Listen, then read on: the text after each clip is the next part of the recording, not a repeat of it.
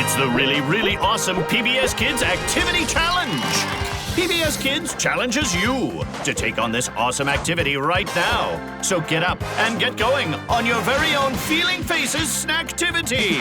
There are lots of feelings, like excited, mad, or sleepy, and silly. To make your snack, you'll need rice cakes, peanut butter or cream cheese, raisins, apple slices, banana.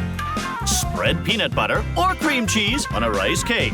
Add bananas, apples, or raisins. Is your face feeling happy, sleepy, or mad? I'm feeling happy because I got to play with you. Get up, get out, and start your really, really awesome PBS Kids Activity Challenge now!